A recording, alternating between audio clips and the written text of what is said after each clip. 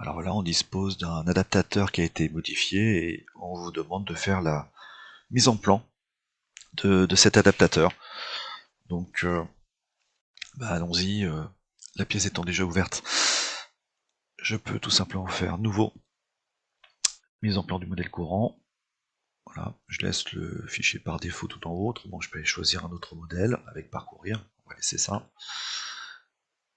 Là, ici, vous avez à choisir les vues. Alors, il faut savoir que par défaut, vous n'avez pas les arêtes cachées, donc vous pouvez éventuellement les rajouter. Alors moi, je vais faire exprès de les rajouter, parce que je veux trouver des mises en plan où il y a le minimum d'arêtes cachées. Et donc, s'il y a le minimum d'arêtes cachées, c'est vrai que pour moi, la mise en plan sera peut-être un peu plus judicieuse. Donc, je vais personnaliser la vue de départ, et je vais choisir la vue de départ qu'on a ici, par exemple. Voilà. Je valide, et je vais donc imposer la mise en place des arêtes masquées dans toutes les vues orthographiques. Voilà, donc ça c'est ma vue de départ. Je peux mettre cette vue latérale, cette vue-là. Donc il y a des vues qui vont pas forcément servir à grand chose. On a l'impression que c'est pareil, mais j'ai peut-être une petite idée dans la tête qui pourrait être intéressante. Alors, globalement, si jamais vous avez oublié une vue, par exemple là j'ai oublié la vue en perspective que je peux facilement faire puisque c'est Sauviège qui travaille pour moi, je vais dans vue principale, je choisis une vue de départ, celle-là, et je me décale sur le côté. Alors sachant que si vous prenez une autre vue de départ, par exemple cette pièce-là, vous allez avoir une autre perspective, hein, d'accord, à vous de choisir celle qui vous intéresse. Voilà. En fait, je me rends compte que ces vues-là, c'est peut-être pas super intéressant, parce que en fait, j'ai quand même pas mal d'arêtes cachées. Alors, qu'est-ce que je voudrais définir? Là, je vois bien la partie arrière. Euh, ok, donc ça c'est intéressant, mais là, je vois qu'il y a des perçages. Donc les perçages, je les vois pas du tout. Donc je vais déjà tout simplement faire une coupe. Donc je supprime cette vue-là, et je décide de faire un plan de coupe. Alors le plan de coupe, par défaut, donc je vais le faire passer en plein milieu de ma pièce. Donc, ouais, je récupère, je mets ma souris, je clique pas, je fais passer ma souris, je récupère le point du milieu, je me décale, je traverse la pièce, je ferme le plan de coupe, et voilà, et je vais faire ma vue de section en me décalant. Alors naturellement, je vois très bien maintenant ce qui se passe ici, et je vois toujours pas les autres. Alors, autre solution, je pourrais faire une coupe locale à cet endroit-là. Pourquoi pas? Donc dans ce cas, coupe locale, ici, je vais dire que je vais faire une coupe locale de cette zone-là, donc je vais dessiner une coupe locale, alors souvent on fait ça un petit peu à la main comme ça, puis je termine moi pour que ça soit correctement connecté, vous voyez, je prends l'extrémité de ce trait-là, je me décale bien, et l'extrémité de l'autre pour faire vraiment une zone fermée, je ferme ma coupe locale, je vais dire sur une autre vue que je veux effectivement couper jusqu'au milieu de ces perçages, voilà, et j'applique mon résultat sur la vue qui m'intéresse. Voilà. Et maintenant je vois bien l'intérieur des trous. Donc là c'est pas mal, c'est intéressant.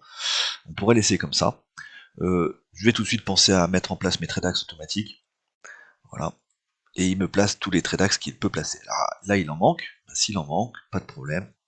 Je vous rappelle, vous devez toujours utiliser suivant deux lignes. Première ligne, deuxième ligne.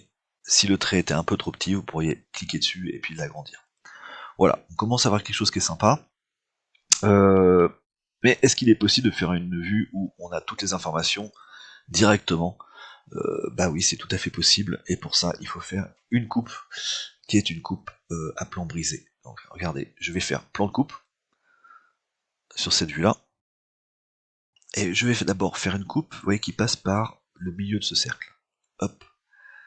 Et puis, entre les deux cercles, là, je vais repartir horizontalement, et maintenant revenir au centre, et descendre. Voilà. Donc, je vais faire ça, je ferme mon plan de coupe.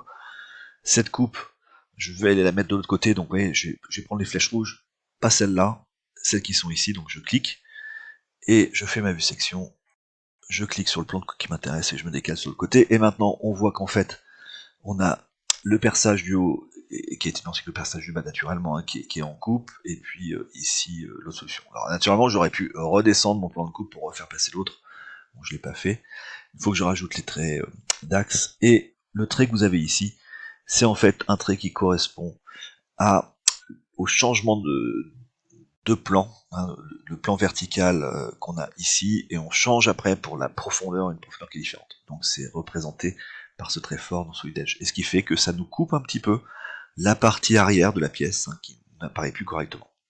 Voilà, donc encore une autre façon d'utiliser le logiciel et qui permet de faire des coupes un peu différentes. On voit que quand je fais des coupes, souvent je n'arrive pas à faire les traits d'axe automatiques, donc il faut que je mette mes traits d'axe manuellement. Voilà. Donc je voulais juste vous montrer que le dernier trait d'axe que j'ai fait ici est trop petit, donc je vais tirer dessus et l'agrandir manuellement pour récupérer l'axe de la pièce. D'accord. De la même manière, de ce côté-là, j'ai pas mis le trait d'axe général de la pièce. Hein, c'est une pièce qui est presque une pièce de révolution complète, donc je vais le mettre comme ça. Voilà, on a fini pour cette petite mise en plan.